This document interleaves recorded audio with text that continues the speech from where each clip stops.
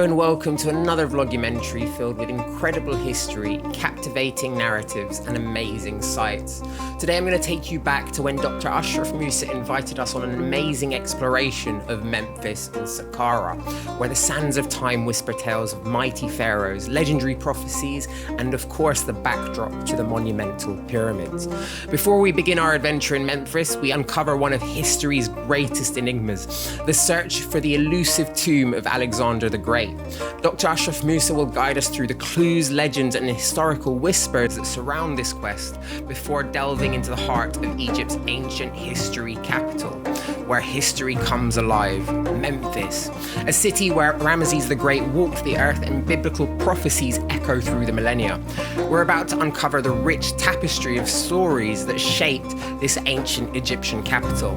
But that's just the beginning. From Memphis, our journey continues to Saqqara, the city of the dead, filled with hundreds, if not thousands, of tombs, as well as being the place steeped in the history of pyramid construction. We'll explore the intricate details of how these awe-inspiring structures were built and the engineers who dared to reach for the skies. However, it's not all about the outside of the pyramid. Today we take you inside one of the best preserved and most beautiful pyramid interiors, the Pyramid of Titi. Giving you a unique perspective on ancient tombs, we'll also look at the tomb of Titi's vizier, a man whose legacy is etched beautifully on ancient Egyptian walls in stunning reliefs. But our journey doesn't even stop there. We'll also go on a quad bike trip around the Giza Plateau, where you can see the pyramids in all their ancient, wonky action camera glory. So again, bear in mind, this was all shot ad hoc on my phone and on a cheap action cam, so please excuse any video and audio fidelity. Despite this, we've got loads to cover. So get ready to travel through time, uncover the secrets of Memphis and Saqqara, and immerse yourself in the captivating narratives that have made this region a treasure trove of human history. Enjoy! Memphis, that was the first pharaonic capital for Egypt. King Mena, when he made the unification between Upper and Lower Egypt, 3200 BC, he decided to have a city in the middle between Upper and Lower Egypt, so he chose Memphis. King Mena. So the city dates back to more than 5,000 years. The city has been mentioned in the Bible 8 times. 8 times? 8 times. Memphis, with the name. But the original name Min Nefer. In the Bible they call it Noon. Noon? Noon. You remember the pharaonic period divided into 3 main periods. Remember? Old Kingdom, Middle Kingdom, New Kingdom. So the Old Kingdom, Memphis was the capital. It was the most important city. Accordingly, Abraham and Sarah, when they came to meet the king, they came to Memphis here, where they stayed in Memphis for some time. Later on, Joseph, when he was building the storage rooms all over Egypt, Memphis was still a very famous city, and he must have seen Memphis, and he must have built. He was all over Egypt, visiting the cities, building storage rooms. The capital, no, it was towards, like Fayoum, but still Memphis, because all the military factories were made in Memphis. Through 3,000 years, it was a very popular city, even after they changed the capital. In Memphis, there used to be like a summer residence for the king. Used to be like a school for the members of the royal family. Usually they will be taught in Memphis. Accordingly, Moses, when he was, like as a young child, he has been brought in Memphis as the member of the royal family. And then at the end of the pharaonic period, have you heard about Jeremiah? Jeremiah, he, according to the Bible, he didn't want to come to Egypt. but they forced him to come to Egypt. So he came here to Memphis and he made a prophecy about the city, that the city will be destroyed. Soon after, the Persians, they came and they actually destroyed the whole city. So nothing left from Memphis except just a few broken statues. And nowadays, what we are going to see in there, 2 statues for the king Ramses the II, and we are going to see alabaster, a sphinx made of alabaster, a whole sphinx made of alabaster. That's the only things that has been left from the big city Memphis. So when was it destroyed? This is, we're talking about around 600 BC, 550 BC when the Persians did it. I see. And according also to Jeremiah prophecy. What's Saqqara? Saqqara, this is the next place, the second place. All the people who used to live in Memphis, when they will die, they will be buried in Saqqara. So Saqqara is the necropolis or the cemeteries for all the people who used to live in Memphis. What we are going to see in Saqqara, the first pyramid ever built in our history. It's known as the Step Pyramid.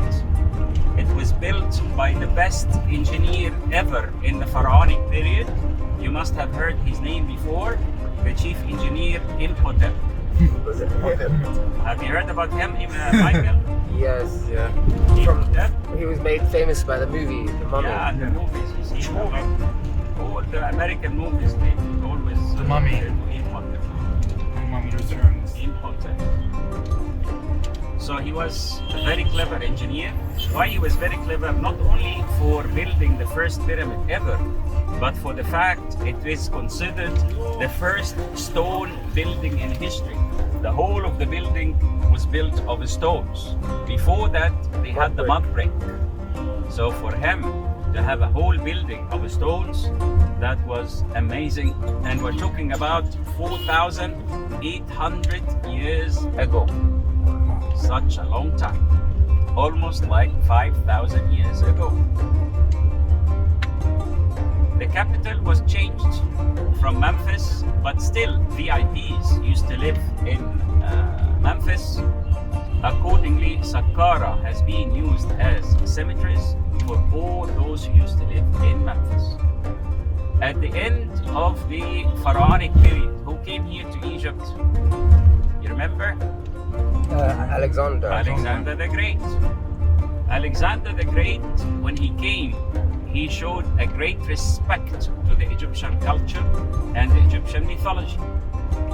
And he came to Memphis and he was crowned in Memphis as the king of Upper and Lower Egypt according to the Egyptian ancient traditions. And he was dressed like ancient Egyptian king. He made himself pharaoh. Now the start of the Ptolemaic dynasty. Now, when he was here, they showed him some of the mummies of the ancient Egyptian kings. And you know the Greeks, they had cremation, not mummification. When Alexander the Great saw the mummies of those ancient Egyptian kings that actually lasted thousands of years, he loved the idea so much.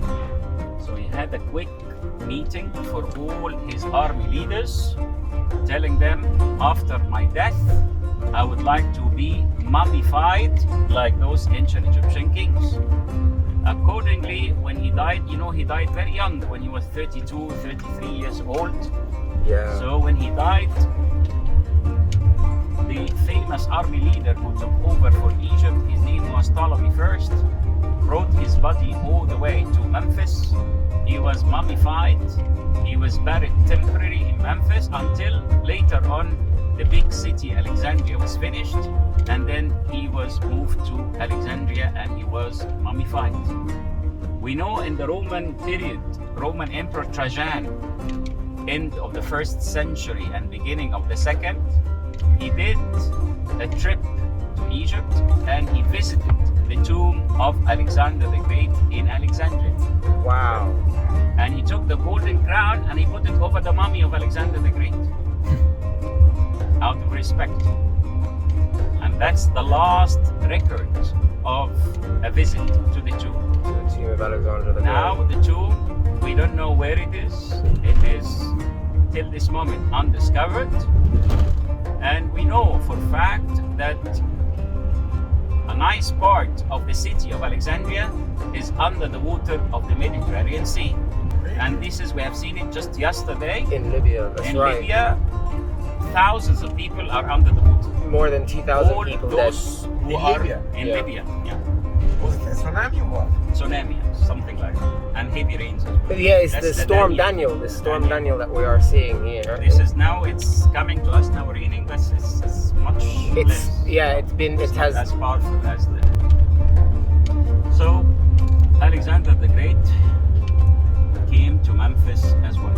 So this will show you how even at the end of the pharaonic period, still Memphis was very, but this very is first. popular city. First time, Alexander the Great was buried because he died in Persia. And they close brought to his India. body. They brought his body all the way to Memphis here. They did the mummification. They kept him temporary until the big city that he built, Alexandria, was finished in the time of Ptolemy II, and then they moved them there to the royal district. And he said Trajan visited The tomb, yes. its Of existence. course, I know a lady from Greece. She has been spending 34 years now looking for the tomb.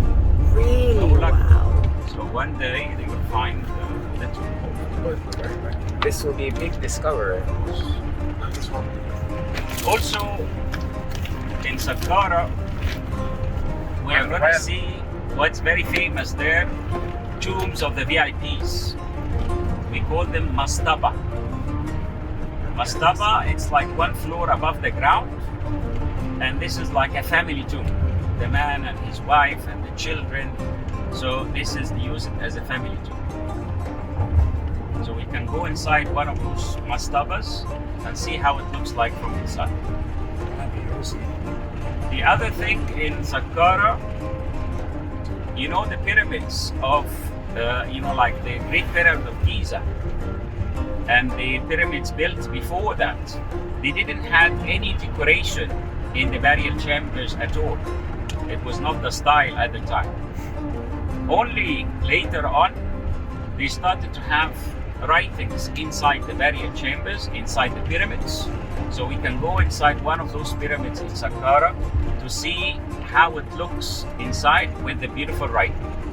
Many people are a bit disappointed when they go in the Great Pyramid of Cheops and expect to see a lot of colors and a lot of writings, but unfortunately it was not the style at the time. Right, guys, here we are. Welcome to what's left from Memphis. What is it to us? This is the main god of Memphis, Ptah. It could be like a mummy like that, like the Oscar statue. This is the lioness goddess, his wife, Sekhmet, and the god of perfumes, Nefertop. This is made of granite, and this is dating back to the time of the king Ramses II. How would I know that this is the King Ramses II? From his business card. Can you see right his business card? The cartouche. So the cartouche is telling us the name of Ramses II. So definitely this is 1290 BC. That's the New Kingdom. But still Memphis was very famous city in the New Kingdom, and he was building everywhere. Luxor, Aswan. He built a new capital in the north, Ramses. So he was a great builder. Even we found near the pyramid some shrines built by Ramses II. Pyramid of Titi. He was building it. He ruled for 67 years as a king. So that. The end of the pharaonic period, it was this king, Wahi-Ibra, from the 26th dynasty. Wahi-Ibra, he was mentioned in the Bible. Some kings, they have been mentioned in the Bible with their names. Others, they were just referred as the Pharaoh. So this is one of the kings that has been mentioned with his name.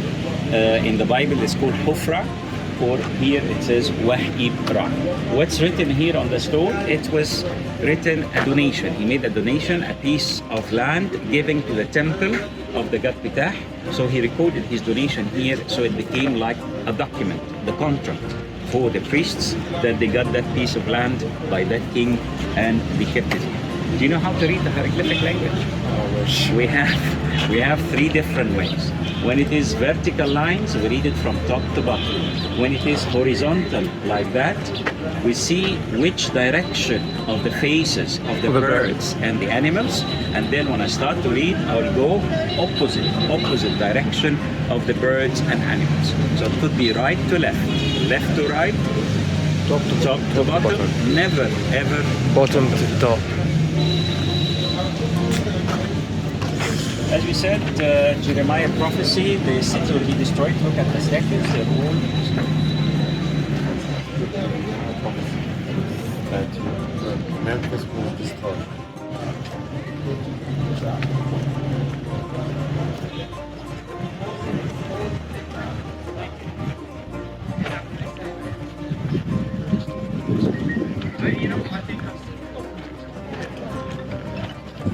Do you remember this lady? The Hathor. goddess of joy, music, and beauty, Hathor. She had three shapes to be represented with, as a face of a lady with the two ears of a cow, or as a cow, or as a lady with the two horns of a cow. The goddess of joy, music, and beauty. She was Hathor, the wife of the vulcan-headed god, the god Horus. Horus is the logo of Egypt here.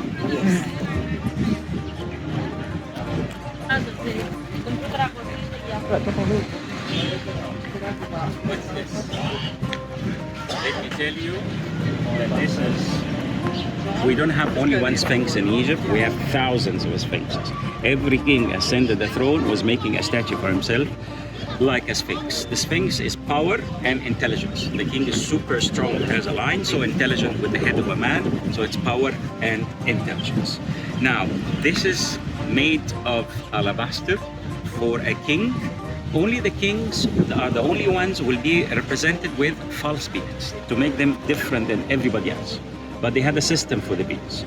If the king represented when he was alive, the beard will be straight. If the king represented after his death, it will be curled from the end. You see, it's curled from the end. So this is the maximum I can tell you. This is a statue in a form of a sphinx made of alabaster for a king in the dead form, and I don't know his name. Why? There is no business card. There is no cartouche. The cartouches have been There's eroded. no shen. There's no shen or ren. There's no shen or there's no ren. Just keep through.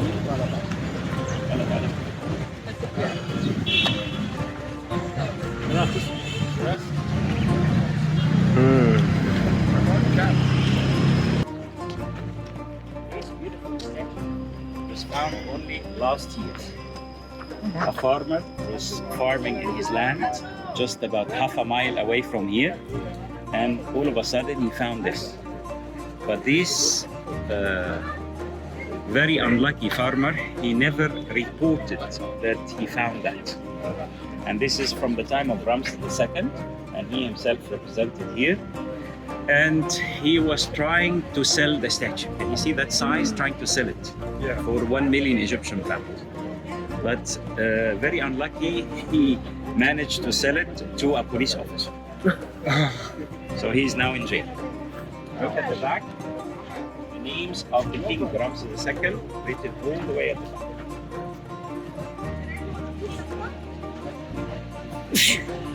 Literally like copy. The same cartouche copy. Copied and paste. Control V.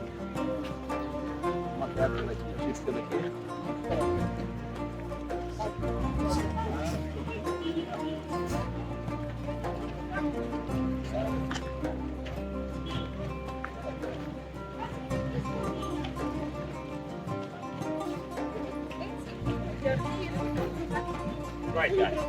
For any king, he has many titles. The most important two titles are these two names.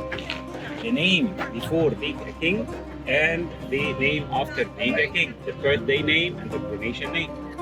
Here we can see the symbol of Upper and Lower Egypt. So this is the bee. Can you see the bee? The bee. This is the symbol of Lower Egypt, as they have a lot of fruit trees. So there are a lot of bees there. This is a plant, we call it Nisu. So Upper Egypt. This is land, semicircle, land. So this is, like the master of the two lands. Nisubiti, the master of the two lands. Nisubiti. And then his name is here.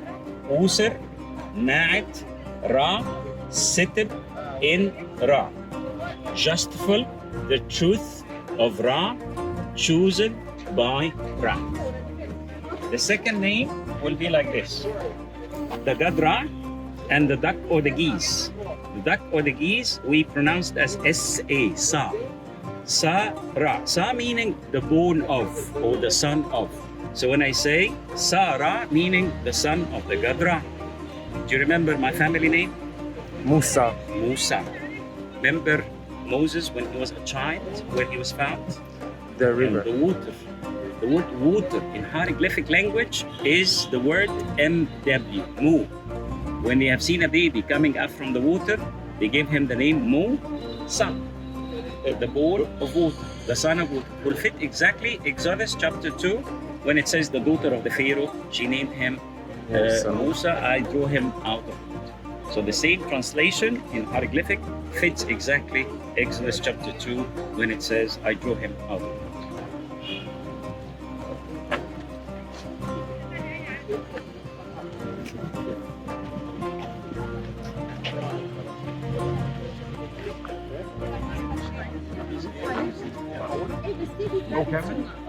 This is a beautiful statue for Ramses II.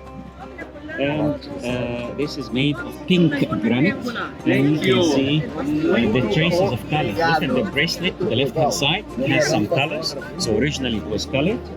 And also he is alive or dead? Alive. How would you know? The straight beard. He's wearing the crown of Upper Egypt. The long one, that's Upper Egypt. To make it easier to you, the crown of Upper Egypt, it looks like a bottle of champagne. Lower Egypt will be the ice bucket. When you put the bottle of champagne in the ice bucket, will be Upper and Lower Egypt. You notice this is what we call standing position. So we have a standing, we have seated, right, seated, and we have kneeling. Look at the other side, there is kneeling. So kneeling, standing.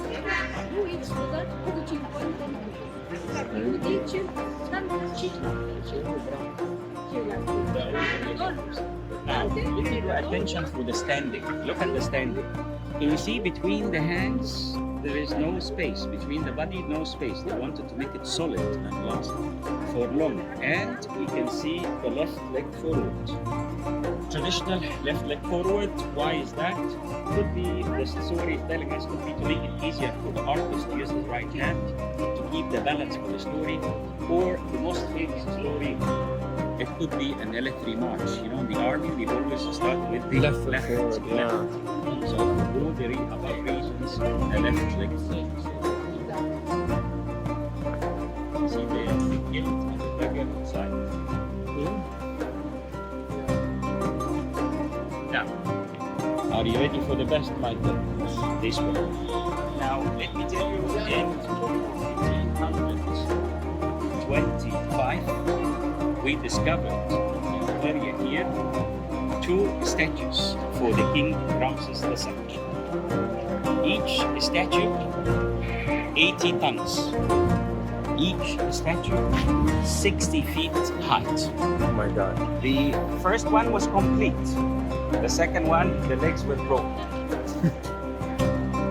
Muhammad Ali, he wanted to be friends with The European countries. the European countries, including the British ambassador. So he offered him to take these 2 statues. British Museum came all the way to Egypt to look at the 2 statues, but he found out that the weight is 80 tons and they are a bit away in the area here. So thanks God that they said no. So they It's took too difficult for us to take. took the complete one and they put it in a very famous square in Cairo. It's called Ramses Square. So the one in Ramses Square, the one was found here. About 20 years ago, because of the pollution, they moved it from Ramses Square, and that was the first item, the first statue that they put in the Grand Egyptian Museum. The second one with the broken legs, they built a special museum for him over there. That's the one that we're going to see. Are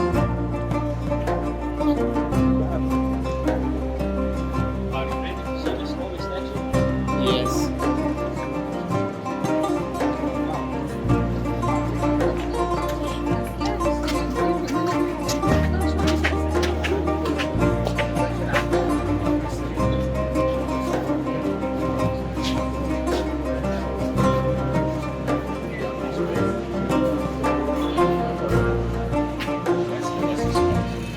60 feet high, 80 tons, one piece.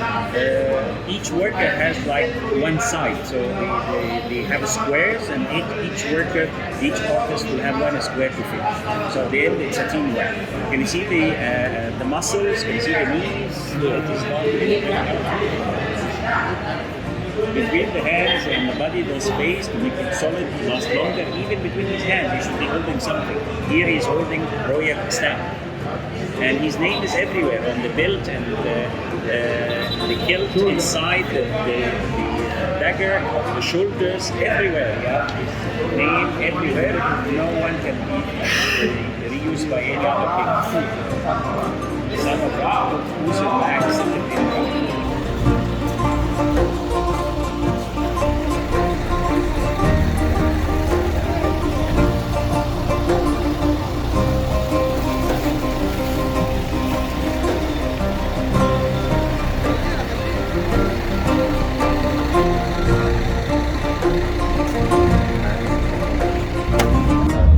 god of death, the god Saqqara. Saqqara, the god of death. And the area got the name Saqqara.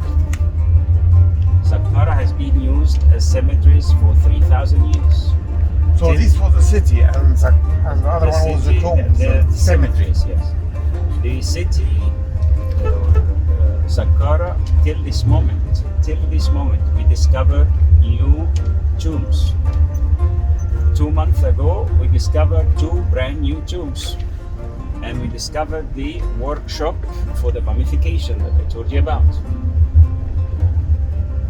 Also, in Saqqara, last year, we discovered a new tomb with brilliant colors for a high judge. 2 years ago, we discovered 100 feet under the level of the ground, 250 coffins buried under the ground. So, Saqqara has a lot of secrets. Mostly the New Kingdom VIPs and the late Pharaonic period VIPs. Yeah, sure. Can you notice the difference from green All of a sudden, to yellow? Can you see that?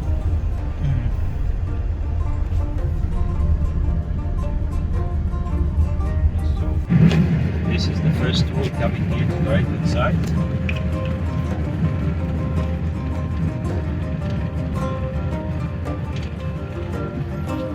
ده مصطبة بقى.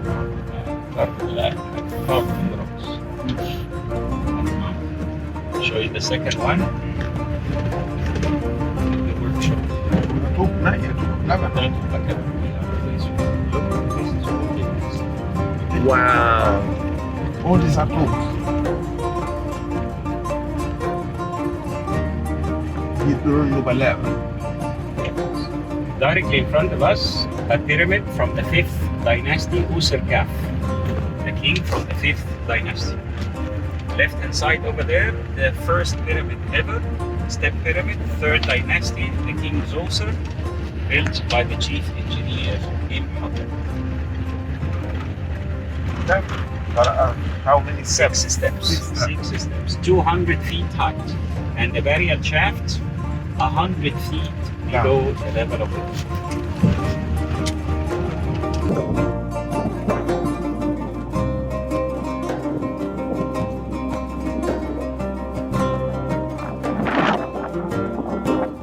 Right here, this is the entrance to the complex of Zoser, the owner of the first pyramid ever in our history. Number one job for any king as soon as you are a king is to start to build your own tomb. So Zoser was a very lucky king. He had the best engineer in Hattab. He told him, I need something unique, something special. No other king built before. The shape of the tombs at the time was like over there, 1 floor above the ground. We call it mastaba. Just 1 floor above the ground, the burial chamber under the tomb. So the chief engineer in Hattab was saying, why not? Why can't I do 3 or 4 mastabas on top of each other? And he started to have like 4 steps pyramid, 4 steps. The king, when he saw the 4 steps, he loved the idea. He said it looks like a ladder between heaven and earth. And to make the king very happy, the chief engineer in Hattab, he made the last extension and he made it 6 steps, 200 feet height, and the burial shaft 100 feet below the level of the ground. A pyramid is not just a pyramid, it's a complex. Next to any pyramid, we should see the temple where they do the last prayers for him before they bury him. We should see the temple where they do the mummification for the king. Around the around the tomb of the king, we should see tombs of the VIPs around. All these complexes should have been surrounded with a big enclosure wall. So you can see the enclosure wall surrounding the whole of the area to protect it. Now, the chief engineer in Hattab was super clever. All the walls nowadays, we can see the enclosure walls, straight line. But he made it here zigzag, so it will be wind resistant. Also, our policy leave everything as it was discovered, but this is one of the very few sites that we added some blocks. The lighter colored blocks, the blocks that have been added, dark color, the original blocks. On the facade, can you see these squares, the small squares up there? These squares originally should have been covered with electrode. What's electrode? 85% gold, 15% silver to make it shining from a distance. So you can imagine the facade filled with electrode, gold and silver, and the sun is facing, like the facade, and you can see all the Blinding light. blink in front of the house. So it will be very impressive entrance. Let's go to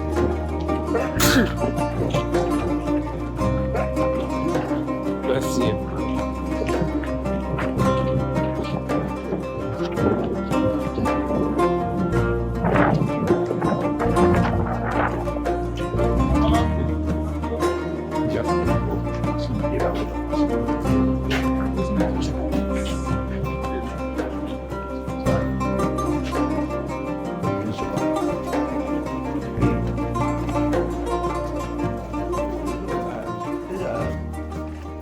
At the entrance to the complex, and what we can see is 2 rows of pillars on both sides.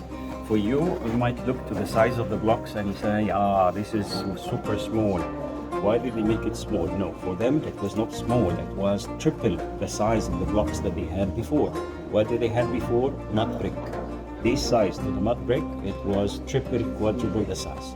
So for them that was a big step forward. Keep in your mind, this is the first stone building in history. The first time ever we have a complete building with the stones. The chief engineer of Hattab, he didn't trust the stones yet, as it was first experience.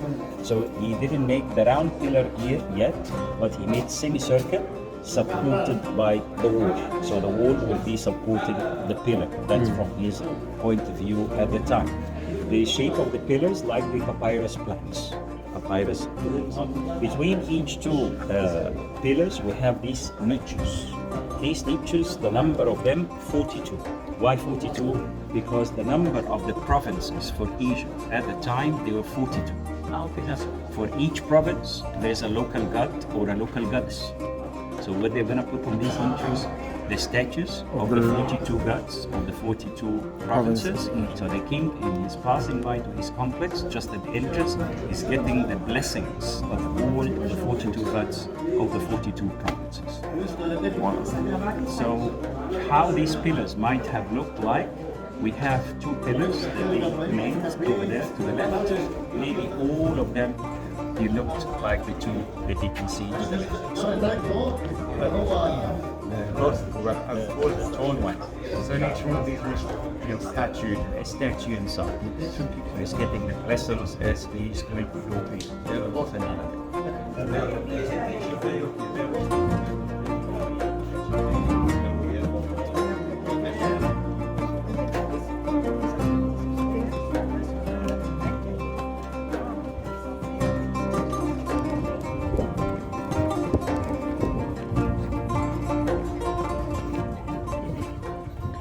this is the first stone building in history. Directly in front of us, we can see the step pyramid, 6 steps, 200 feet height, and this is after the extensions. And we know that there was extensions. They did laser scanning, and we found out it was 4, and then made the extension to be 6. They found the burial shaft 100 feet below the level of the ground.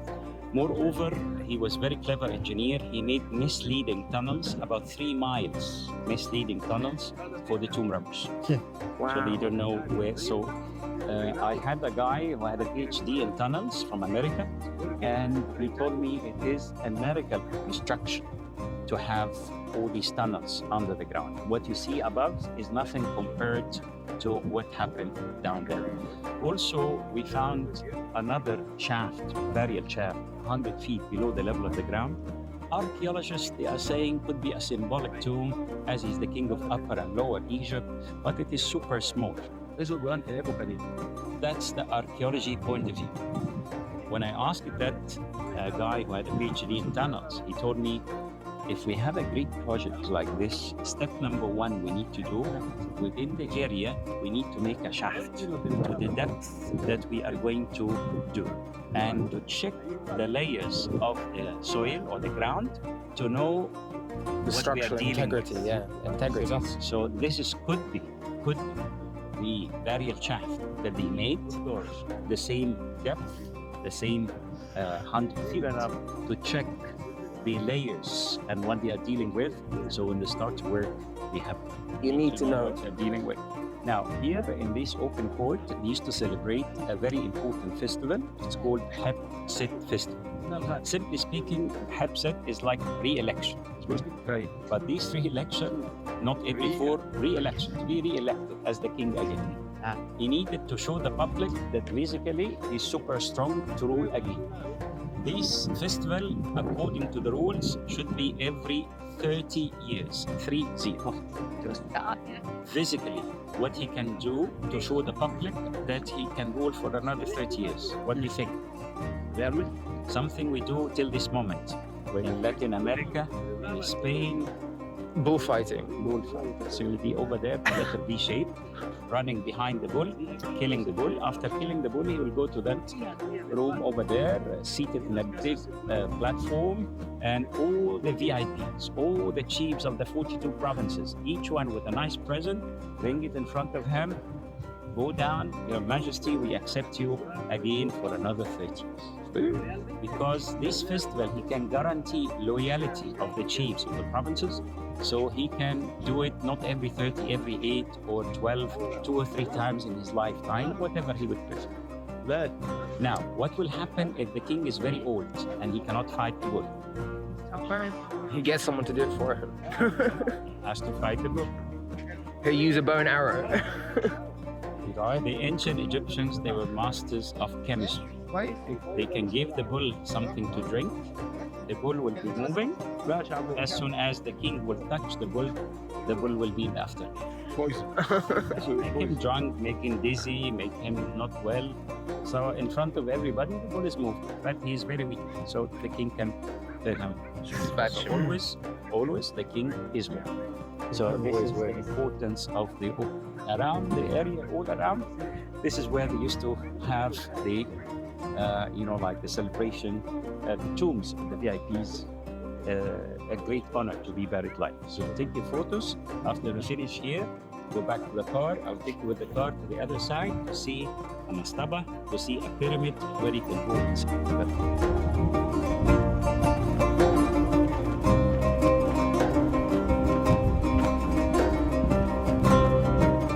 King, he made the step pyramid, right, Mikes? Then after this king, another king came and he said, Zoser made 6 steps, I'm gonna make 8. Look, this is the mastaba. I'm gonna make it bigger, 4 steps, 6 steps. So after this, another king came and he made 80 steps. So this is how the pyramids, they were getting higher and bigger and bigger. Until the father of Cheops, his dad, came, Senefru. He asked the chief engineer, I want a huge pyramid no other king built before him. So they started with the wrong angle. He started with the angle 57. And he was going up, up, up until 2/3 of the pyramid. He realized it was the wrong angle. The pyramid might collapse. So he had to change the angle from 57 all of a sudden to be 43. And it's known as the bend pyramid. Just he had a bend pyramid. The chief engineer, to save his neck, next to the bend pyramid, he built another one, 400 feet with the right numbers and figures. Then Cheops came, the same workers who did for his dad, they're the same ones who did for Cheops, 480 feet. So as you can see, there was a development. They did not wake up in one night and they built a big pyramid. Step pyramid, 60 steps, 80 steps, bend pyramid, reed pyramid. So anybody is telling you back home, the pyramids built by aliens? No, thank you.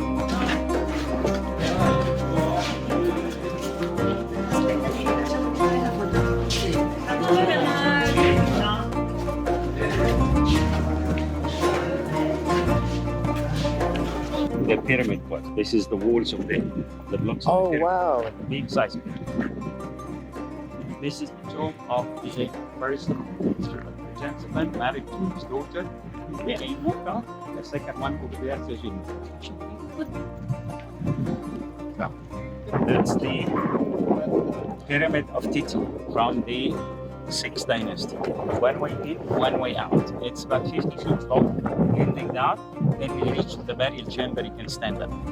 To the right, you can see the big size coffin, and you can see the beautiful writings on the glass. Go and have a look. For the guides, we're not allowed to go inside. So the gentlemen will be taking you down there. They have electricity down there. You can use your cameras, no problem, but no flash.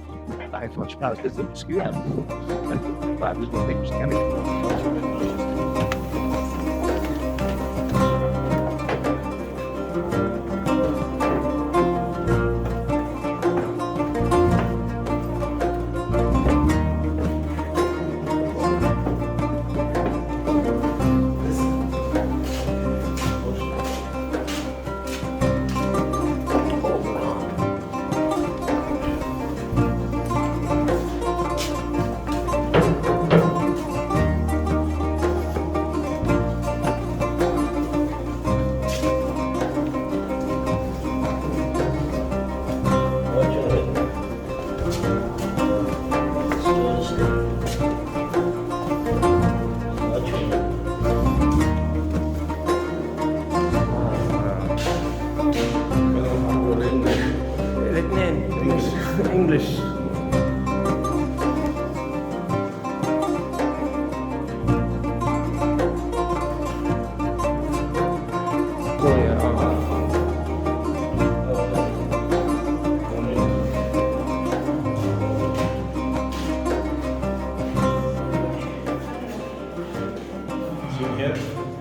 Same is development of the King Titi.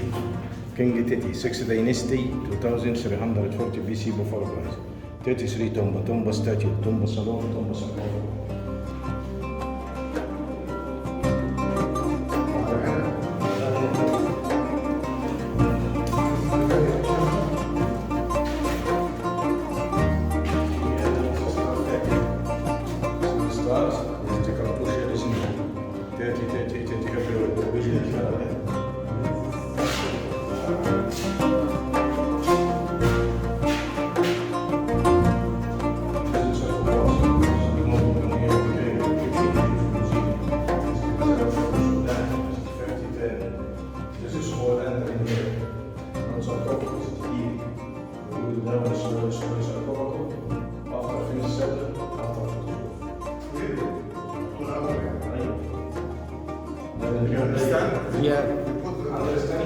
أنا فاهم بس هم حطيت الساركوفاجس الأول وحط الساركوفاجس الأول وبعد كده عمل الساركوفاجس. بالظبط.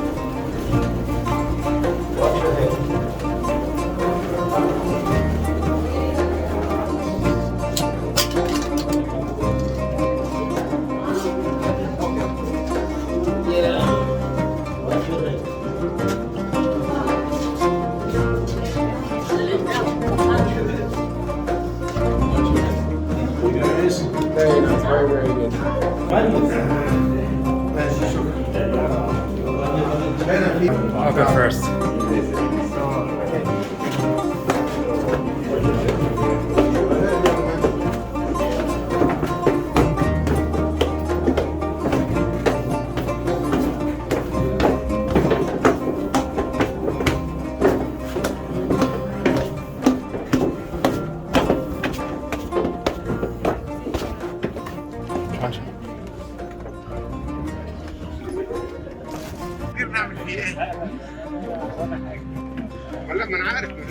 And we continue building around. It's too narrow to take Impossible. You've seen his name, you've seen the ceiling, the stars. Yeah, everything. So this is more interesting, much easier to go than the Great Pyramid, and easier.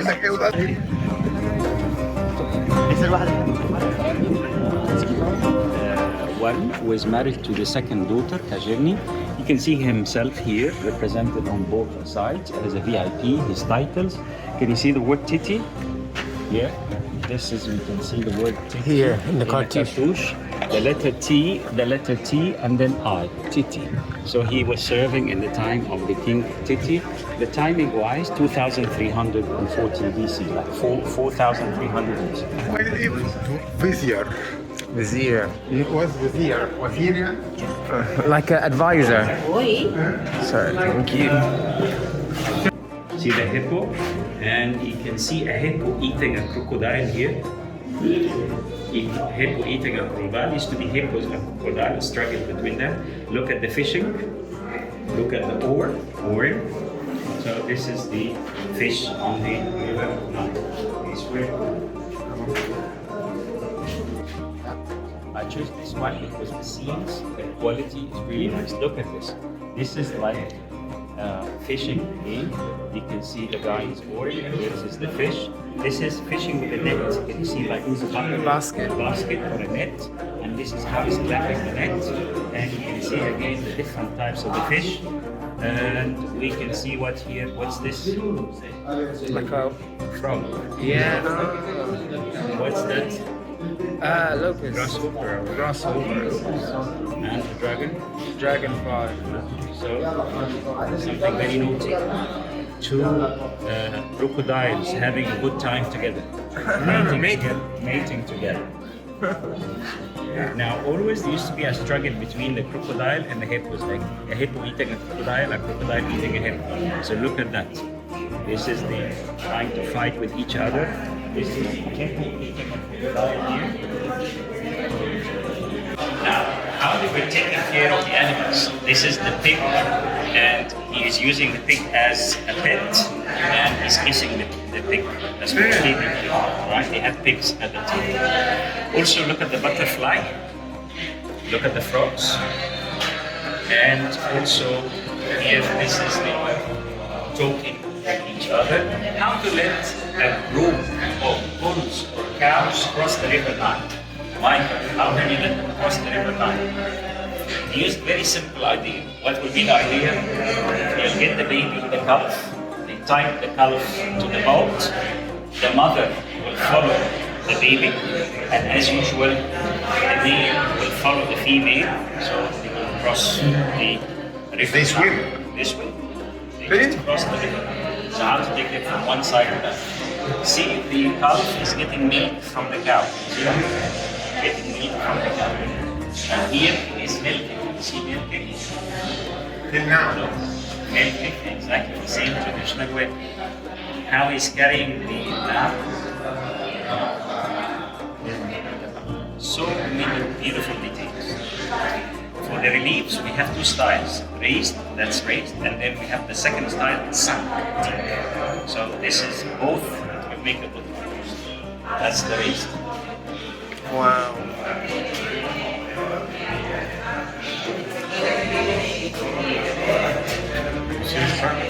Yeah.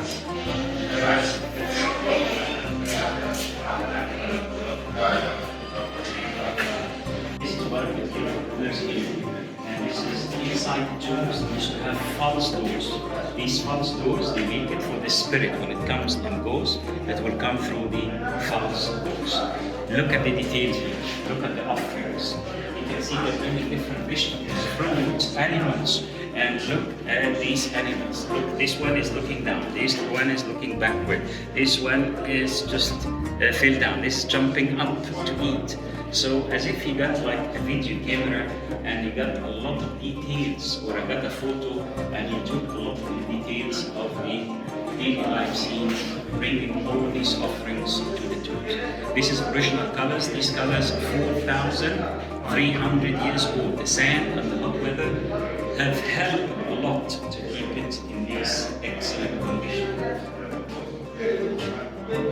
Keep the best for the last. Let's see the best.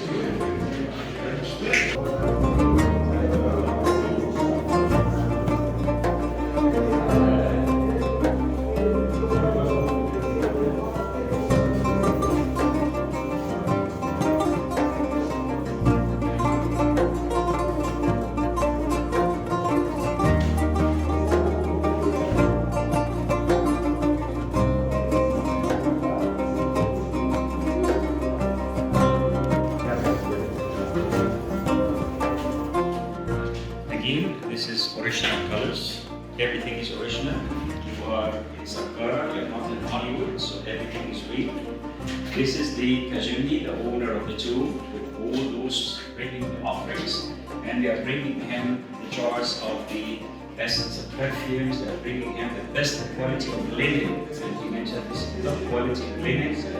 And something very interesting, how they were lifting the big blocks for building the pyramid, for example. You used to put the blocks on sledges, and look at the sledges here, and ropes. So this is here the sledges, and this is big jars, and look what's happening now. These gentlemen is having a jar filled with milk and water together. So they put it in front of the sledges, and it will be like slippery to make it easier. So when they are pulling the ropes, it will be moving super easy, slides super easy. So again, look at this guy here as well, the milk and the water together to make it easy with ropes. And you can see the size of the jars like the size of the human. So you can imagine you could move the big blocks as well the same way.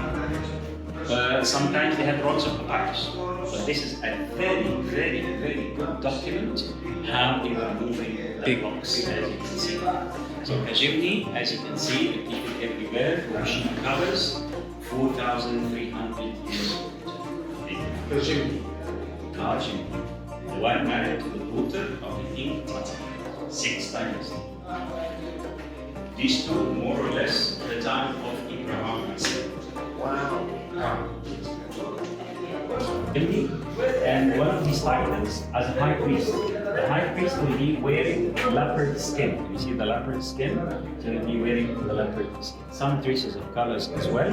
He has that staple for power. We call it second for power.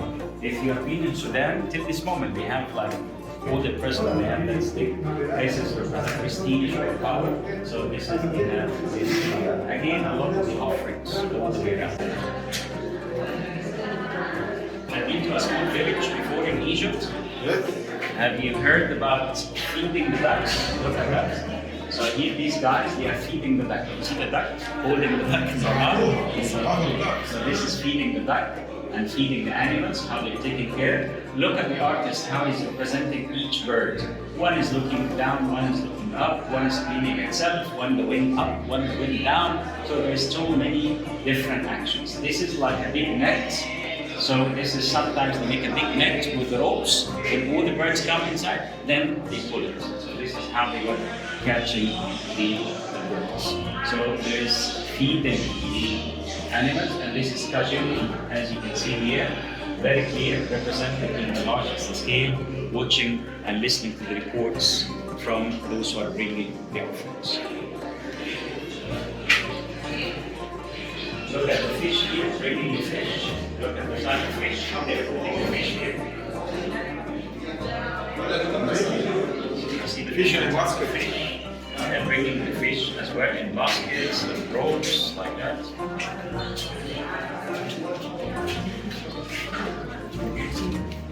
When was this one? Yes.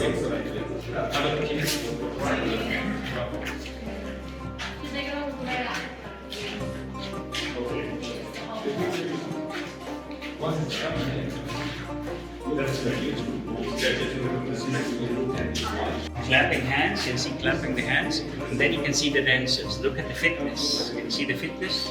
They had a necklace, and the necklace is dangling. And you can see the fitness. Can you do like them, Michael? You need to be super fit for that. Yeah. It's very hard. And they were very fit. Acrobatic dancing. Ballet. Egyptian ballet.